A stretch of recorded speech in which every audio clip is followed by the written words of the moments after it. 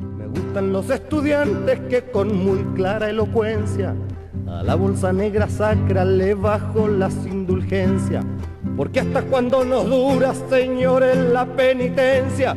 Caramba y zamba la costa, que viva toda la ciencia. Muy buenas tardes, sean bienvenidas y bienvenidos al Instituto Nacional de Estudios Históricos de las Revoluciones de México. En el marco del 50 aniversario del movimiento estudiantil del 68, hoy tenemos pues el privilegio de contar con uno de los principales protagonistas de esos hechos, el maestro Gilberto Guevara Niebla.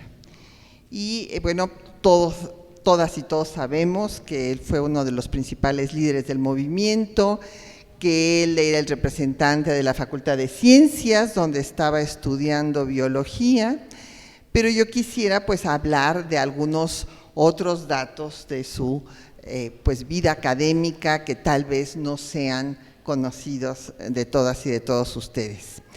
Después de estudiar biología en nuestra máxima casa de estudios, estudió la maestría en Sociología de la Educación en la Escuela de Altos Estudios de París. Y después el doctorado en Educación por la Universidad de Londres. Él ya es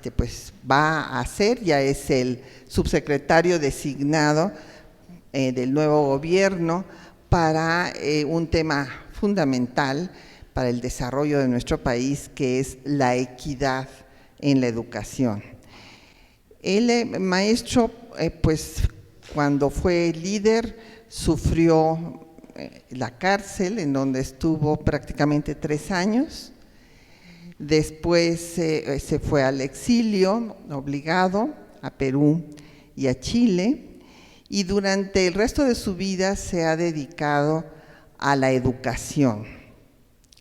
También fue un gran impulsor del sindicalismo universitario, ha sido catedrático en el Colegio de Pedagogía de mi facultad, la Facultad de Filosofía y Letras de la UNAM, y también ha sido catedrático en otras instituciones de gran importancia para el tema educativo, como es la Universidad de Helsinki, y en Finlandia, en donde pues ha dado clases en el Instituto de Estudios del Desarrollo.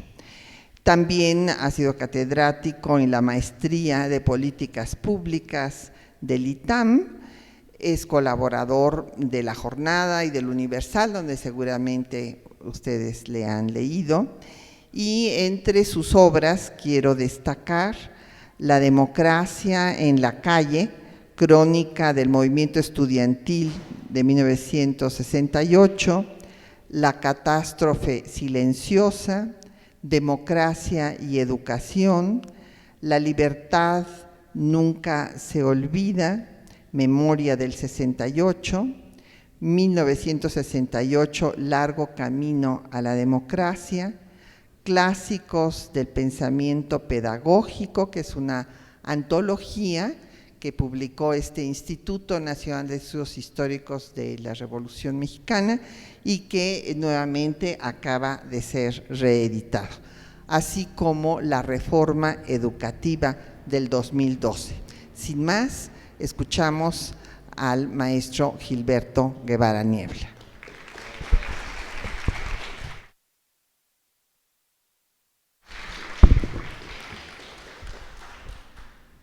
Muchísimas gracias, muchísimas gracias.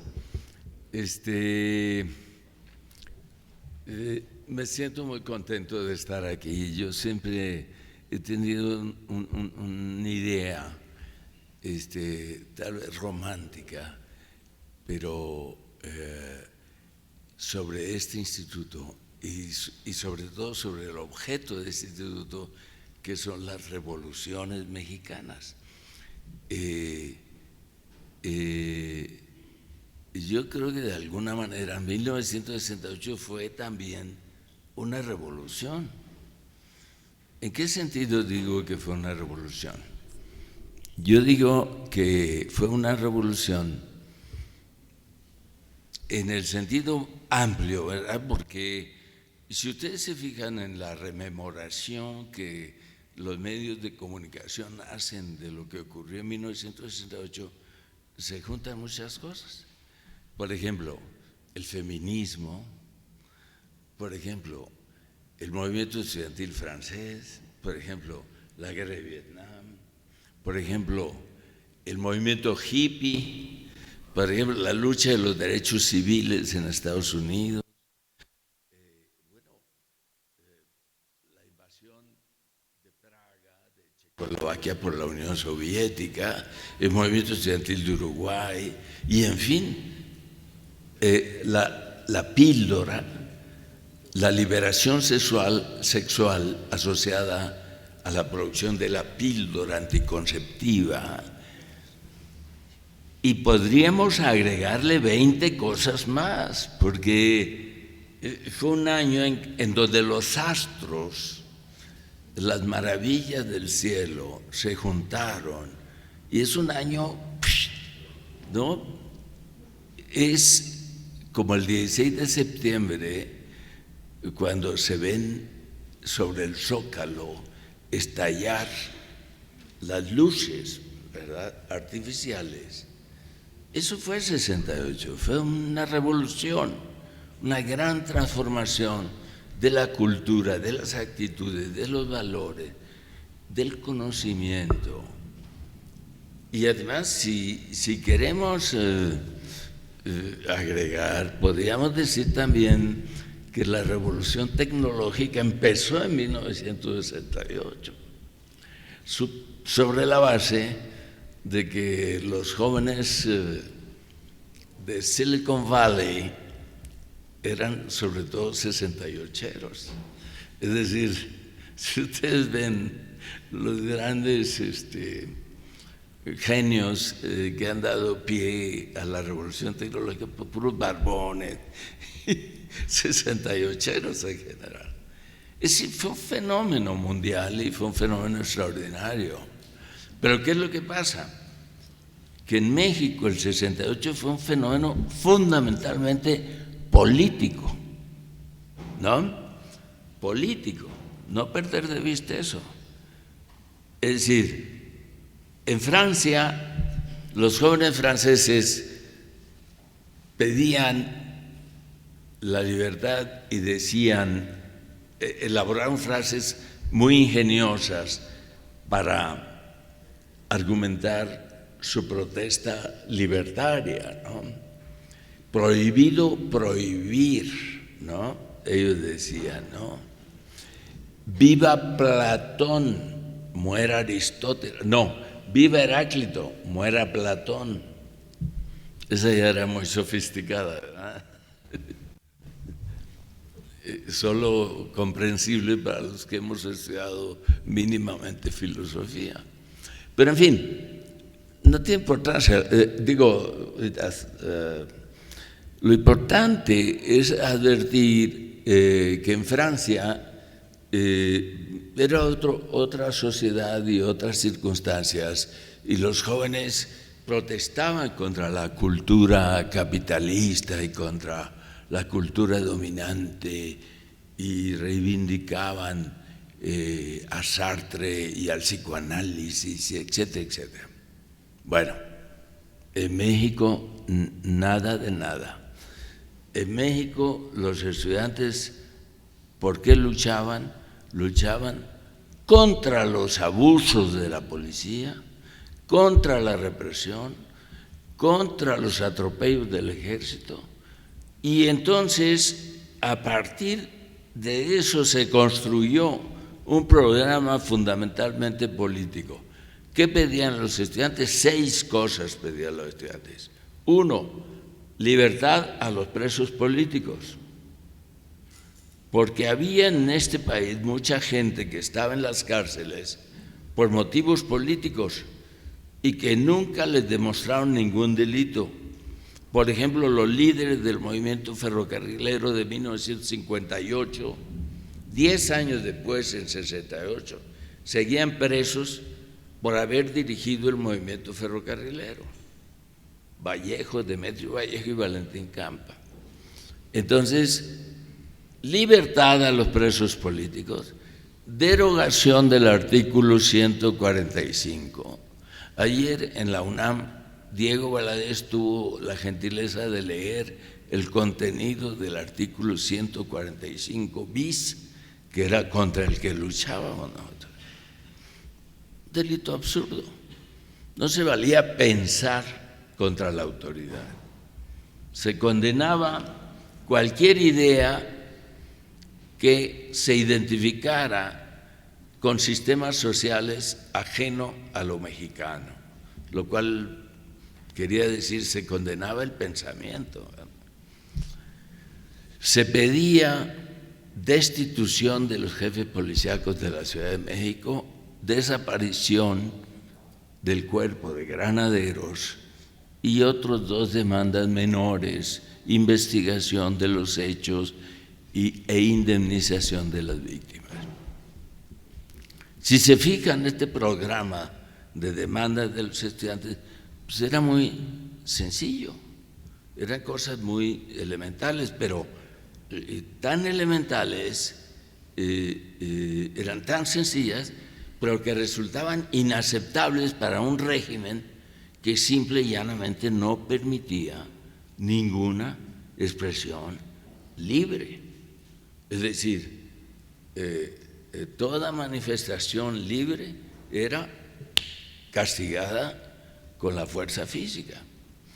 1942, 1941 fueron reprimidos los obreros de la industria militar, 1942 los estudiantes politécnicos, 1946 los ferrocarrileros, 1950 los mineros de Nueva Rosita, 1952 el movimiento enriquista de oposición a Miguel Alemán, 1956 los estudiantes politécnicos, el Politécnico fue asaltado por el ejército y clausurado el internado del Politécnico.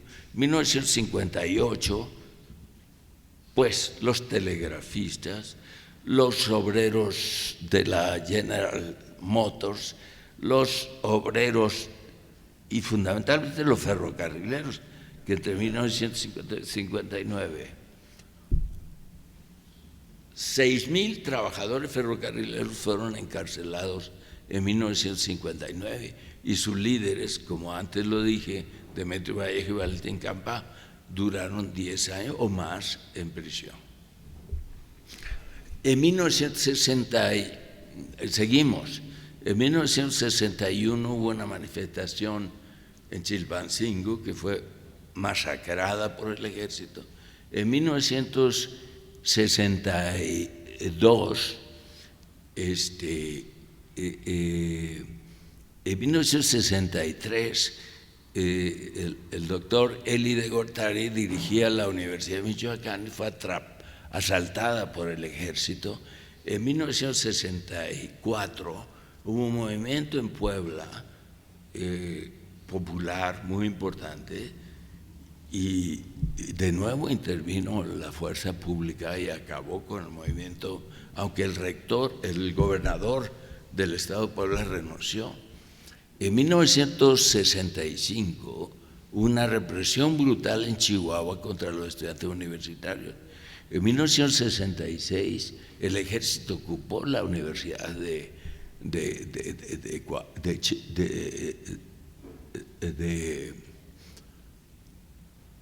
lapsus mentis. No, en 1966 fue Michoacán, la Universidad de Michoacán, en 1967 Sonora, en 1966 el Cerro del Mercado en Durango. Pero si ustedes ven en esta serie, lo que ven es el Estado aplastando a la sociedad, cada cosa de la sociedad que emergía. No he hablado de Rubén Jaramillo, que en 1962 era un líder campesino de Morelos. En 1962 su casa fue rodeada por el ejército, él y su familia capturados, solo una pequeñita de 7 años escapó pero toda su familia, esposa, Jaramillo y sus hijos fueron fusilados por el ejército. En 1964, esto que les voy a contar sería increíble hoy. Digo, bueno, después de la desaparición de los chicos de Ayotzinapa, nada es increíble. Pero en 1964, el ejército llegó a un pueblo que, según recuerdo, se llamaba, este pueblo se llamaba, discúlpeme, me olvido, un pueblo de la Sierra de Guerrero. Llegó el ejército y reunió al pueblo en asamblea, y el general que dirigía a los soldados les preguntó: ¿quién de ustedes pertenece al Frente Electoral del Pueblo? El Frente Electoral del Pueblo, FEP, era un partido inventado por el Partido Comunista Mexicano. El Partido Comunista Mexicano era una pequeña organización de unos 3,000 miembros o menos, y había creado un membrete y había lanzado como candidato a presidente a Danzós Palomino, un profesor de Sonora. ¿Quién de ustedes pertenece al Frente Electoral del Pueblo? Y en la asamblea, 6 inocentes campesinos levantaron la mano. El general dio la orden de que esas 6 personas se separaran. Lo separaron, lo llevaron no muy lejos. Los disparos fueron escuchados por todo el pueblo, pero los fusilaron a una distancia muy pequeña donde estaba la asamblea. Eso era México en esa época. Estoy hablando de 64, 4 años antes de 68. Entonces, si se ve, México no era una democracia, para nada. Era un estado autoritario, tampoco era totalitario. ¿Por qué hacen los estados totalitarios? Pues pretenden dominar hasta la conciencia de los ciudadanos, ¿no? No era totalitario, pero era un estado autoritario y brutal. Considerando esta historia, se entiende el comportamiento que el Estado tuvo frente al movimiento estudiantil. El movimiento estudiantil durante el mes de agosto se expandió, se organizó primero, creó el Consejo Nacional de Huelga, creó el pliego petitorio y empezó a tomar iniciativas, manifestaciones, 1, 2, 3, el 5, el 13 y el 27 de agosto, cada vez más crecientes, más importantes. Y el 27 de agosto fue el apoteosis, el punto. Pero ¿qué pasó en ese mes de agosto? Bueno, que los estudiantes salieron de la universidad, salieron a la calle. Imagínense esto, porque sobre todo las chicas, los muchachos jóvenes, les cuesta mucho trabajo imaginar ese movimiento. Bueno, los movimientos sociales son momentos en los cuales las reglas de la vida cotidiana se dejan en suspenso, ¿no? Se suspenden por el momento, ¿no? Y entonces unos con otros se hablan y se comunican. Tú estás en el salón de clase y te gusta el compañero que está a tu lado, pero no te atreves a hablarle. Bueno, en el movimiento le hablas. ¿Me explico? Las chicas. No había oportunidad de ligar antes, pero en el momento en que hay movimiento, a ligar unos con otros. Y entonces es una ruptura del orden, un relajo, ¿me explico? Un relajo en el cual todos se hablan y se platican y se hacen amistades. Bueno, yo les debo decir, yo no tengo la estadística, pero los noviazgos, matrimonios, embarazos e hijos que hubo a partir de en 68, no conozco la estadística, pero sí sé que son muchos. Es decir, yo todavía conozco amigos, y ustedes lo han visto en la televisión ahora, que han salido parejas que 50 años después siguen unidos y se encontraron en 68. Eso es el movimiento. Es un lugar, es un momento de fiesta, de relajo, de alegría y de realización, de autorrealización. Los muchachos, cuando salían a la calle, imagínense ustedes esto. Los muchachos se organizaban en brigadas, ¿no? Muchachos y muchachas formaban grupitos. Decía, bueno, ¿qué vamos a hacer el día de hoy? Tú estabas en la facultad de Derecho, digamos. ¿Qué vamos a hacer el día de hoy? Estaba la brigada, ¿no? Los 5. Pues hoy vamos a ir a la plaza de San Ángel, a San Jacinto. ¡Órale! A ver, ¿cómo nos vamos? En camión. ¿Quién tiene vehículo? No sé qué, ¿ves? Y luego, no, bueno, ¿y quién va a hablar? ¿Y qué? ¿Cómo lo...? Porque la idea de salir a la calle no era salir como bobalicones, era agitar al pueblo, era hablarle al pueblo, era lanzar un mensaje. Y entonces había que llegar a San Jacinto, había que reunir gente en la plaza y alguien de los muchachos tenía que pararse y decir, señores, nosotros somos los estudiantes y queremos esto y esto y esto otro y queremos que nos apoyen y soltarte un speech. Antes no sé si speech se decía discurso, pero ya estoy, ya ando en la onda juvenil. Pero esa es la verdad, ¿qué valor se requería, verdad? De eso de, vamos a salir. Ahora, había muchachos más audaces. Vamos a ir al Cine América, que estaba por Insurgentes, y en el intermedio nos vamos a subir al escenario y nos vamos a aventar un discurso. ¿Quién va a hablar? Tú, no, tú. Y entonces, y se iban al cine, entraban al cine y en el intermedio los muchachos aparecían en el escenario del cine y le hablaban al público. Señoras, señores, somos estudiantes, estamos pidiendo esto y esto y esto y esto otro, queremos su apoyo. ¿Se imaginan ustedes esto? En medio de una función de cine, la irrupción de los jóvenes, se necesitaba lo que le sobraba a Pancho Villa, ¿verdad? ¿Qué le sobraba a Pancho Villa? Se da valor, coraje, ¿no?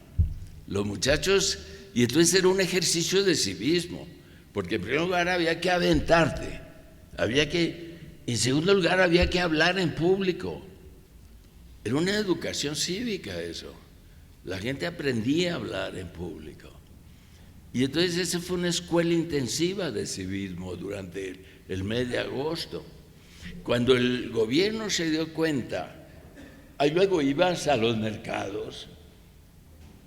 En los mercados la gente nos recibía con aplausos.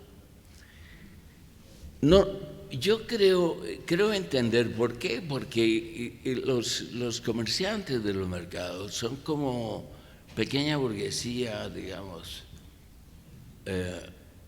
Estoy hablando con lenguaje marxista, ¿no? Pequeña burguesía. Bueno, es clase media baja, digamos, pero que se identificaba mucho con la racionalidad de los estudiantes. Y entonces los mercados nos recibían, nos daban qué naranjas, qué tomates, qué fruta, todo tipo. Entonces llegábamos y salíamos cargados de cosas que nos regalaban los mercaderes, los locatarios del mercado.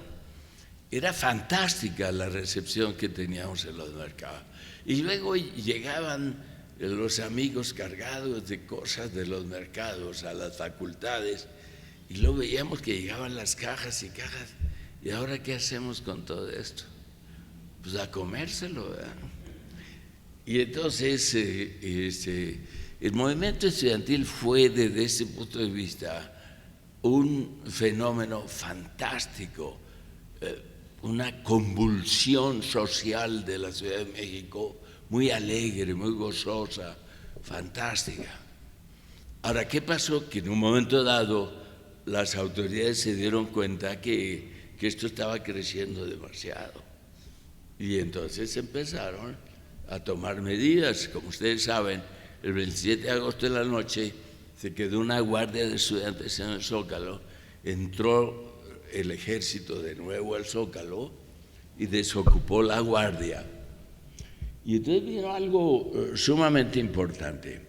El día 28 de agosto, en Francia, el presidente de Gaulle enfrentó un movimiento estudiantil en Francia y los estudiantes sacaban a 600.000 estudiantes manifestando, y al día siguiente el presidente de Gaulle sacaba una manifestación a su favor de 1 millón de manifestantes.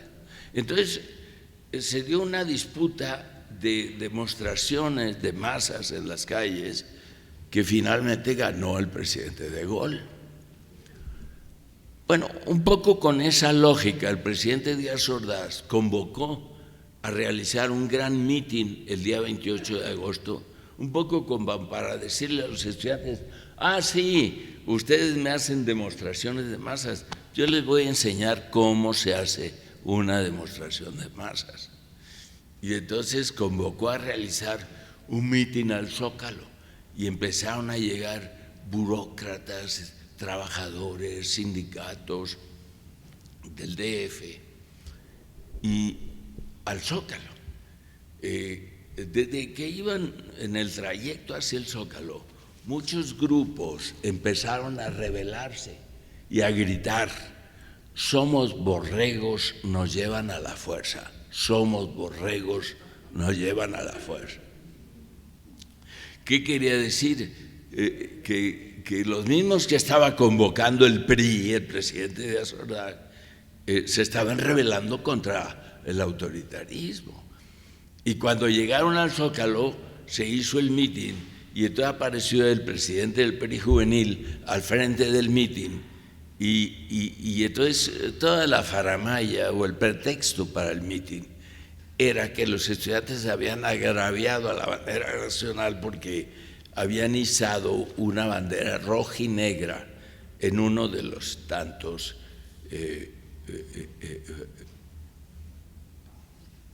mástiles o postes o lo que sea que había en el Zócalo. Pues entonces el presidente del PRI juvenil, en el momento en que empezaba el mitin, dijo: y ahora voy a bajar la bandera de los comunistas, que es la bandera rojinegra, la bajó, y ahora voy a izar la bandera nacional. Y entonces movió, ¿no? Porque había la mecánica, había que jalar una cuerda para que la bandera subiera, ¿no? Y movió y no pasó nada. Y volvió a mover y no pasó nada. Y entonces ya empezó a ver para arriba, y llegó un ayudante ahí, le ayudó no sé qué movimientos, y otra vez movió las cuerdas y no pasó nada. Se le descompuso el mecanismo para izar la bandera. Y en ese instante fue un desastre, porque en ese instante la gente empezó a silbar, a reírse y a burlarse de la ceremonia. Les falló. Fue un desaguisado, como se dice. Entonces, pero empezaron los gritos y empezó la agitación. Minutos después la gente, y un orador priista con su voz monótona y aburrida decía: y compañeros, y la gente harta empezó a agarrar monedas y empezó a tirárselas. Y entonces fue una lluvia de monedas contra los organizadores del mitin. Bueno, ¿para qué contarles más la historia? El hecho es que el mitin se convirtió en una protesta contra el gobierno a favor de los estudiantes. ¿Y qué fue lo que pasó? Minutos después entró el ejército a reprimir el mitin que Díaz Ordaz había convocado. Y la gente salió desparramada por todos lados. Pero desde ese día comenzó la represión contra los estudiantes. Hubo ahí en el Zócalo policías, provocadores, que sacaron pistolas y empezaron a disparar al aire, y en un edificio ahí el ejército, había un francotirador, el ejército disparó y mató a una persona. En fin, comenzaron los disparos, mataron a un joven fuera del Zócalo, y al día siguiente se corrió el rumor, curiosamente, de que la gasolina en la Ciudad de México se había agotado, y todo el mundo se asustó. La ciudad se convulsionó totalmente porque ¿cómo que no hay gasolina? Vamos a las gasolineras. Y entonces tú veías como por todas las gasolinerías estaban retacadas de automóviles porque se había corrido, era terrorismo, ¿no? Y luego empezaron a suceder cosas extrañas. Grupos armados, embosados, empezaron a asaltar las escuelas, ¿no? Esto ocurrió en la vocacional 7, ocurrió en la prepa 4, ocurrió, etcétera, etcétera, etcétera. Por todos lados había actos de terrorismo porque eran terroristas. Después supimos que quienes asaltaban las escuelas eran en realidad militares que pertenecían al famoso Batallón Olimpia. Y entonces, pero el hecho es que desde ese día empezó el terror y la persecución de los estudiantes. El ejército empezó a patrullar las calles.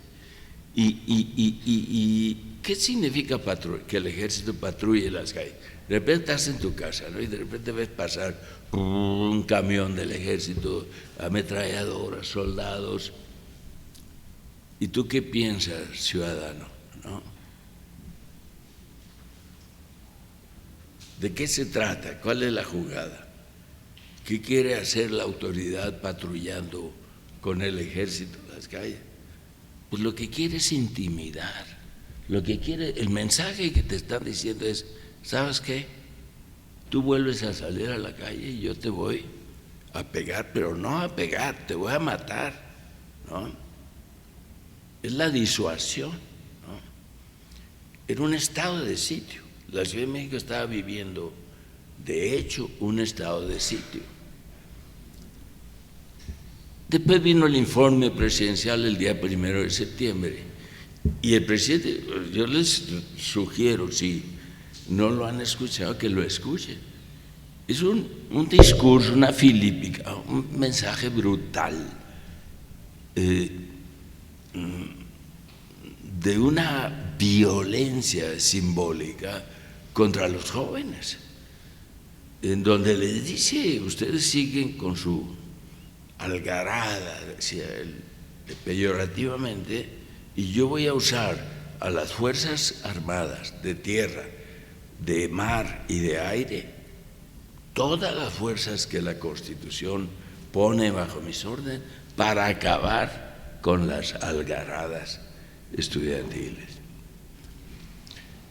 Fue un discurso tremendo.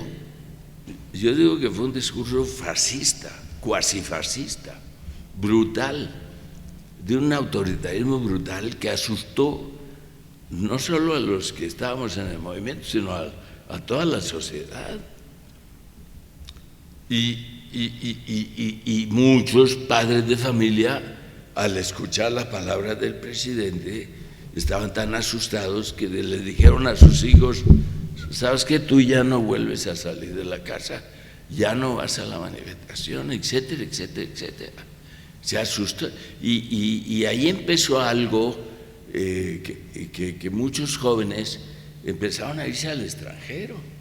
Los jóvenes que tenían medios, sus papás los mandaban fuera, a Estados Unidos, Europa, etcétera. Y cuando el momento era terrible de violencia, había estudiantes muertos, gratuitamente muertos. Una chica frente a la refinería pues recibió un balazo en el pecho y murió, punto. ¿Me explico? La refinería estaba vigilada por el ejército. Entonces,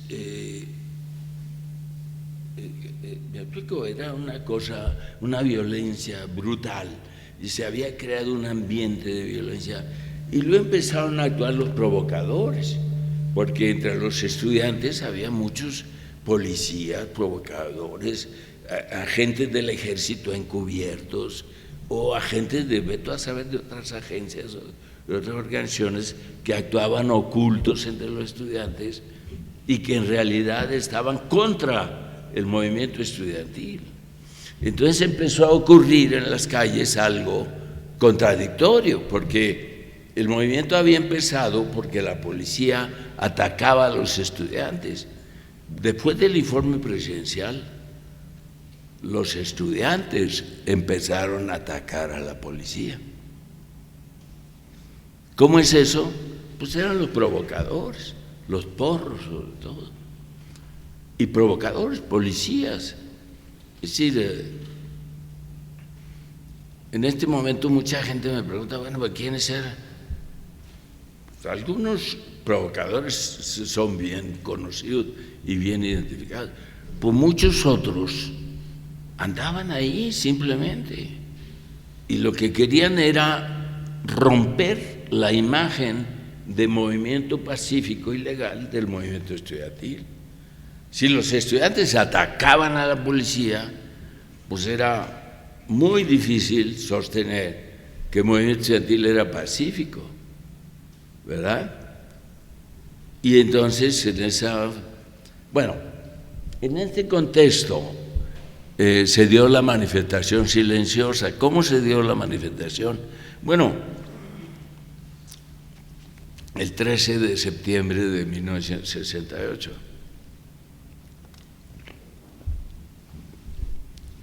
La lógica la planteó Raúl Álvarez Garín. Raúl Álvarez Garín decía, bueno, tú estás protestando en una sociedad por demandas justas, de manera pacífica, y de repente te sacan a la policía. ¿Qué haces ante la violencia? ¿Responder con violencia? Entonces rompes con la imagen de movimiento pacífico, rompes con tus propios principios. ¿Me explicó? Entonces Raúl dijo, no, frente a la violencia no podemos responder con violencia, debemos responder, él lo decía así, con políticas al estilo Mahatma Gandhi, ultrapacíficas. Y ahí surgió la manifestación silenciosa. La manifestación silenciosa es un acto muy pasivo, es decir, ya no grito, ya no hablo, ya no hago espavientos, y voy humilde, silenciosamente a protestar contra ti, ¿no? Y eso fue la manifestación. Fue una manifestación increíblemente conmovedora que sacudió moralmente a la Ciudad de México. La gente lloraba en la calle al ver pasar a los estudiantes en silencio. Solo se escuchaba, dice Monsiváis, ¿no? Solo es que se escuchaba, dice, el mar de pasos de los jóvenes, es decir, los pasos de los jóvenes sobre el pavimento. Y entonces, esa fue una respuesta brutal, que fue una cachetada con guante blanco al poder de Díaz Ordaz y de Luis Echeverría, que Luis Echeverría fue, como lo demostró Pascal Beltrán del Río en una publicación de 2005 en la revista Proceso, fue el que coordinó todo esto. Luis Echeverría fue el cerebro de la represión. Formó un equipo por instrucciones del presidente, en el que estaba la Secretaría de la Defensa, el director de la Dirección Federal de Seguridad, etcétera, etcétera, y coordinó paso por paso las medidas represivas que el gobierno lanzó contra los estudiantes. Tras la manifestación silenciosa no se calmó nada, fue más violencia, más violencia, más violencia, y fue la antesala de la ocupación militar de Ciudad Universitaria, que fue el 18 de septiembre. Se ocupó Ciudad Universitaria, lo cual causó una indignación tremenda, y los priistas, como fieras, se lanzaron contra el ingeniero Barros Sierra y pidieron su renuncia. El ingeniero renunció y entonces nosotros todos protestamos contra la renuncia. Y entonces, pero no solo los estudiantes, los profesores, los gremios profesionales, los intelectuales, todo el mundo se levantó a defender al ingeniero Barros Sierra y al final la Junta de Gobierno no aceptó la renuncia. Y volvió, el ejército salió el 30 de septiembre de Ciudad Universitaria y 2 días después en Tlatelolco se realizó el meeting, era un meeting en el que se iba a continuar anunciando medidas ultra pacíficas. ¿Qué se anunció en ese meeting? La idea principal era anunciar una huelga de hambre de presos políticos. Fíjense bien cómo una huelga de hambre es prácticamente irreprimible, ¿me explicó? ¿Cómo aplastar una huelga de hambre que se da en la cárcel? Es muy difícil, ¿no? Entonces, fíjense que la idea no era ingenua, era muy inteligente, era una medida más política para seguir reclamando la solución pliego petitorio. Yo debo decir que hasta este momento los estudiantes, los líderes, el Consejo Nacional de Huelga, seguía pensando, y yo creo que muy ingenuamente, que todavía había posibilidad de que el gobierno concediera los 6 puntos del pliego petitorio. Era una ingenuidad y fue un error, sin duda alguna. Pero en esa lógica estábamos. Ese día, 2 de octubre, se iba a anunciar la huelga de hambre, se hizo el meeting, yo estaba encargado de la organización operativa del meeting y cuidaba quién entraba o no entraba al 3er piso del edificio de Chihuahua, donde estaba la tribuna del meeting, y quién hablaba y quién no hablaba, etcétera, etcétera. Y a las, como ustedes saben, a las 6:15 de la tarde más o menos, yo les voy a platicar cómo lo viví yo. Yo estaba ahí, estaba de espalda a la plaza y de repente escuché una exclamación que surgía de la multitud, muy extraña. Era una exclamación de asombro, de miedo, de terror. Y en ese momento volteé yo y vi que el ejército avanzaba contra la multitud. Los soldados con bayoneta calada iban contra la multitud. Y no lo estoy diciendo yo por decirlo, hay videos que lo ilustran claramente. El ejército ataca. Después me enteré que el ejército no solo atacaba de allá para acá, fíjense que la plaza de Tlatelolco es una trampa natural, porque una multitud que está entre un edificio, otro edificio y otro edificio, y la atacan desde el costado donde no hay edificio, pues queda atrapada. Cuando la multitud se mueve en dirección al edificio de Chihuahua, que era donde estábamos nosotros, había una banda de soldados vestidos de civil con un guante blanco que dispararon contra la multitud. Entonces la multitud, empiezan a caer ahí los primeros muertos, entonces la multitud se regresa.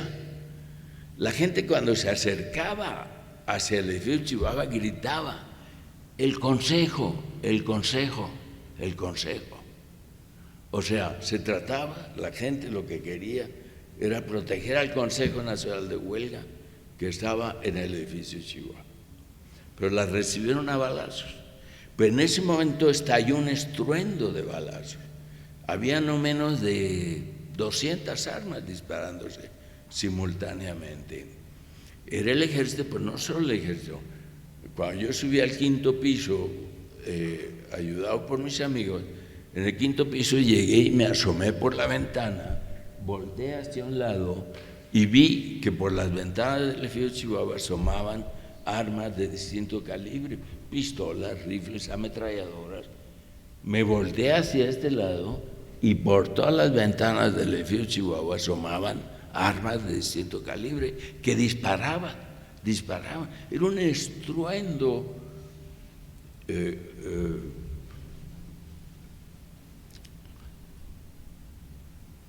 como una guerra, ¿no? Estás en medio, de repente, como lo ves en las películas, ¿no? De repente estás en medio de una guerra. Y entonces, ¿qué pasaba por mi cerebro y por el cerebro? No sé, pues, es una total confusión, ¿no? Éramos estudiantes, luchábamos por demandas lógicas, legales, racionales, y nos estaban matando. ¿Por qué? ¿Cómo? ¿Por qué? ¿Cómo? ¿Quién nos estaba matando? Pues era el ejército, obviamente.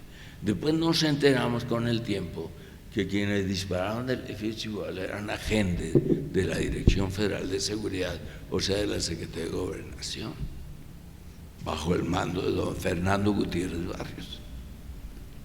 Entonces,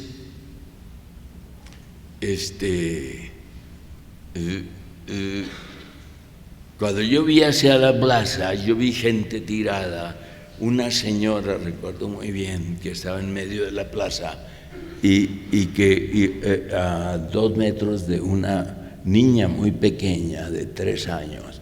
Y la señora, yo creo que estaba herida, se arrastraba tendiéndole la mano a la niña. Y ya no vi nada porque mis compañeros me bajaron y casi inmediatamente que me bajaron empezaron a entrar balas en serie por la ventana, destruyendo el techo del departamento donde estábamos, e inmediatamente después subió un tanque a la plaza de las Tres Culturas y el tanque empezó a disparar cañonazos contra el edificio comenzó a incendiarse. Y entonces esa balacera, ese ruido, ese estruendo, duró no menos de 1 hora, 1 hora y media. Y entonces todo el edificio quedó semidestruido y había agua por todos lados porque las tuberías del agua, nosotros tirados en el suelo todo el tiempo, y hasta que como a las 1 hora después, otra vez una balacera, balazos, entraron de nuevo balas por todos lados. Hubo 2 balaceras, ¿no? La segunda balacera, muy rara y muy inexplicable. Y ya como a las 11 de la noche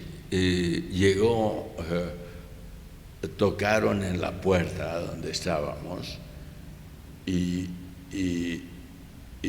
alguien gritó, ¿quién? Alguien de nuestro, ¿no? Gritó, ¿quién? Y afuera gritó, Batallón Olimpia, salgan. Y efectivamente era un militar con una ametralladora, un guante blanco, nos hizo salir. Y entonces empezamos a desfilar por las escaleras del edificio, que todo era agua. Había sido destruida toda la tubería del edificio. Y entonces en el segundo o tercer piso había un individuo inmenso de estatura, 1,90, gordo, mofletudo, colorado, que nos decía,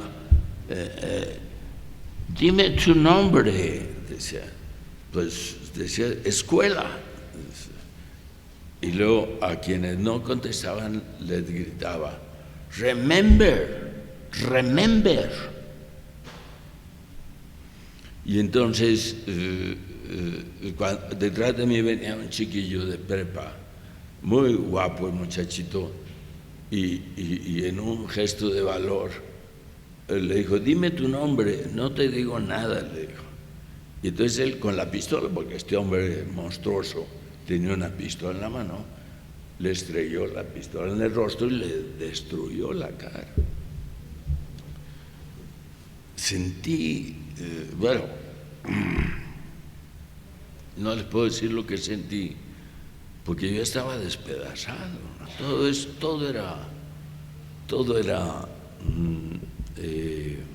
un horror inexplicable. Nos bajaron a la planta baja, y ahí al entrar a la planta baja estaba uno de los provocadores que todo el mundo reconoce, que se llama Sócrates Amado Campos Lemos. Era un estudiante que trabajaba seguramente con el ejército, y en la entrada del departamento estaba Sócrates como identificando a cada uno de los que entrábamos ahí.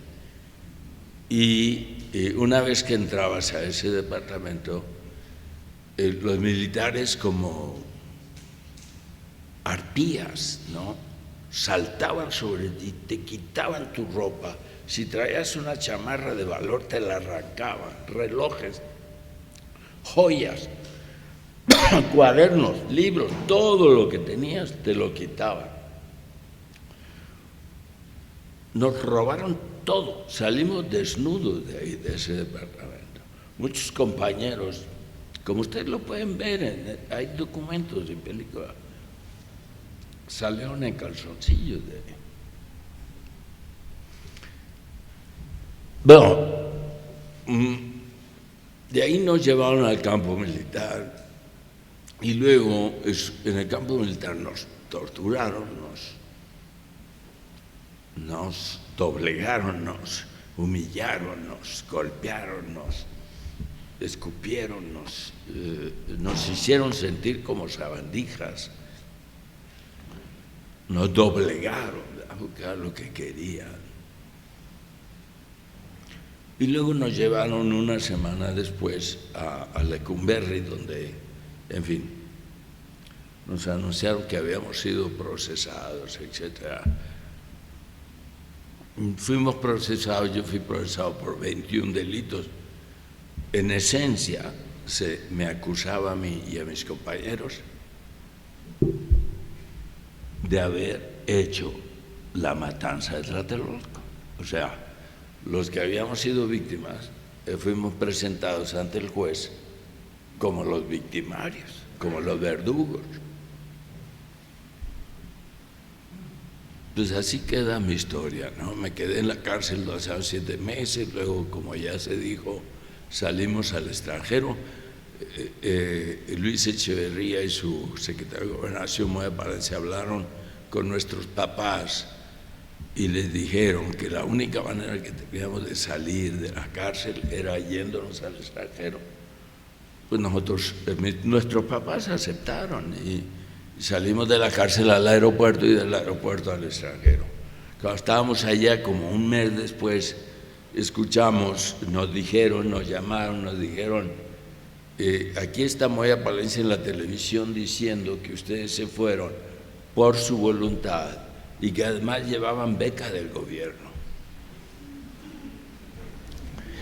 En ese momento decidimos regresarnos y bueno, finalmente nos dejaron entrar.